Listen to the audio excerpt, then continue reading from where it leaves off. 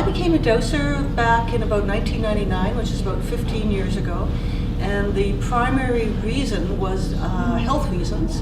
I was diagnosed with rheumatoid arthritis when I was 29 years old back in 1982, and I spent over 20 years on drugs. My hands were crippled up. I had no feeling in my hands. I went through regular medicine. I was on drugs, methotrexate, prednisone, chloroquine, terrible stuff. Regular medicine didn't help me, and alternative medicine didn't help me. So what I ended up doing was going to the library. I began to take more responsibility for my own health. I found a book, Dosing in Your Health, and that was my entry into dosing. I have learned how to quickly detect circumstances. Normally people will call me if they've got a problem that can't be solved some way. So as a professional doser, I work with them. And since I'm being paid, I've got to do it quickly, I've got to do it efficiently. So that kind of pressure has helped me hone my skills so that I can more easily work with people. As a professional as well, I abide by ethics of the various societies. Dosing is not based on religion in any way. It's an ability, an electromagnetic ability that we all have. So I help people understand that the electromagnetic sensitivities that we have are a normal part of dosing. Some people think dosing is unusual. They're not familiar with the term. And in fact, that's one of the reasons I call myself a personal management consultant. I have a background in corporate business. I did a lot of product development, new management, technology, all kinds of things. And that's when I got sick with the arthritis when I was in the business world.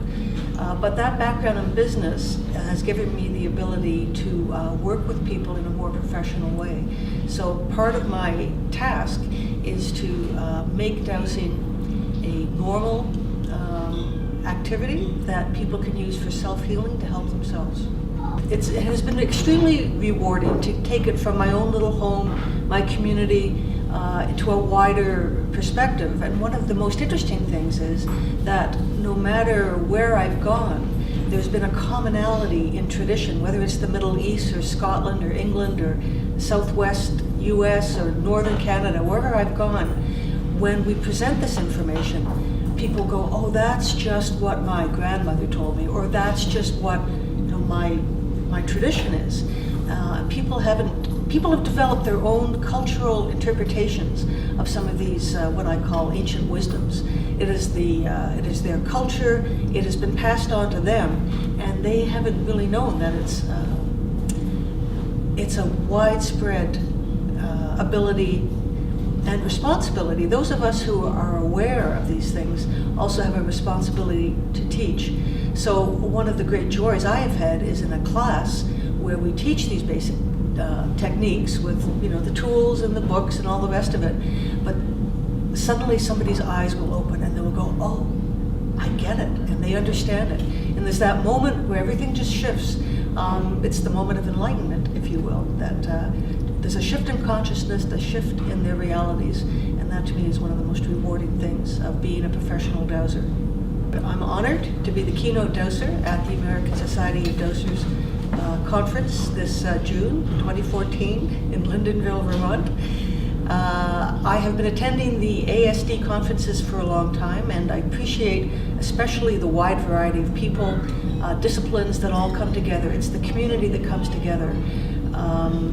My title from my keynote address will be Awaken the Dosing Spirit.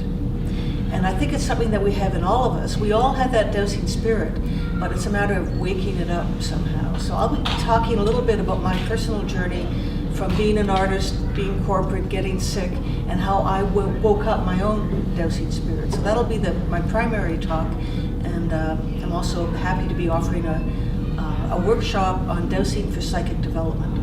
So that'll be an all-day adventure, which will be fabulous.